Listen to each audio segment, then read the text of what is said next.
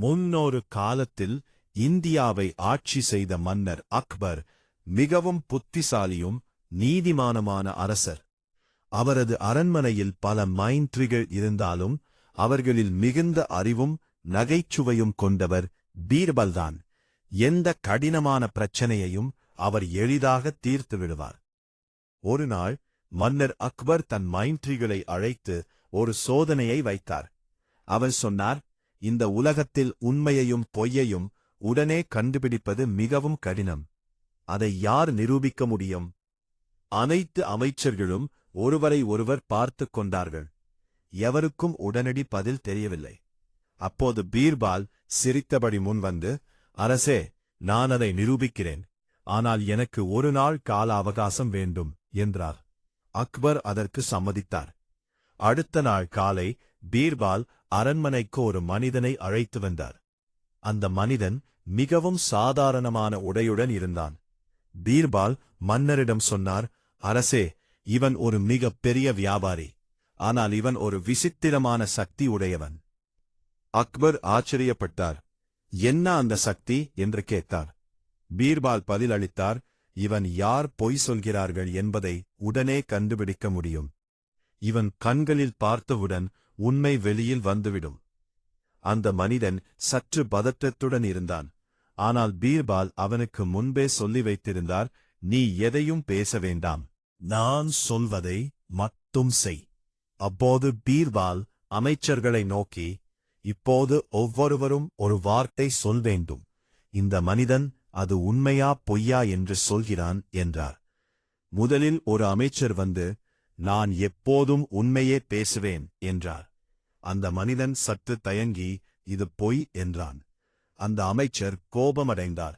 நான் உண்மையே பேசுகிறேன், இது எப்படி பொய் என்று வாதிட்டார். பீர்பால் அமைதியாக சிரித்தார்.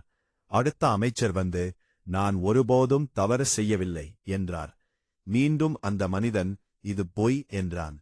இவ்வாறு ஒவ்வொருவரும் தங்களைப் பற்றி பெருமையாக சொன்னார்கள். ஆனால் அந்த மனிதன் எல்லாவற்றுக்கும் பொய் என்றுதான் கூறினான். இதை பார்த்த அக்பர் சற்று குழப்பமடைந்தார்.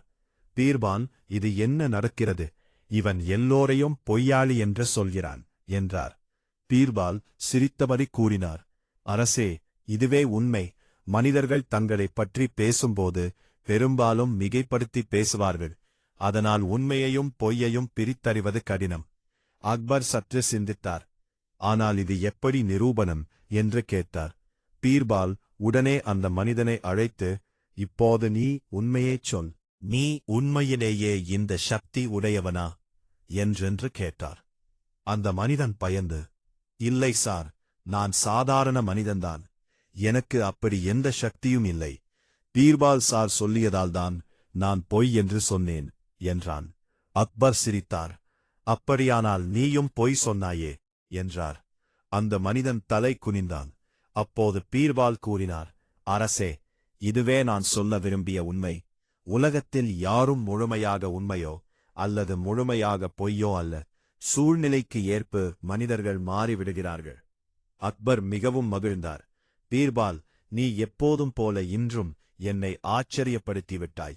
உண்மை என்பது எளிதானது அல்ல என்பதை நீ அழகாக நிரூபித்தாய் என்றார். அரண்மனையில் இருந்த அனைவரும் பீர்பாலின் அறிவைக் கண்டு வியந்தார். கதையின் நெறி: மனிதர்கள் தங்களைப் பற்றி பேசும்போது உண்மையை விட அதிகமாக சொல்லுவார்கள்.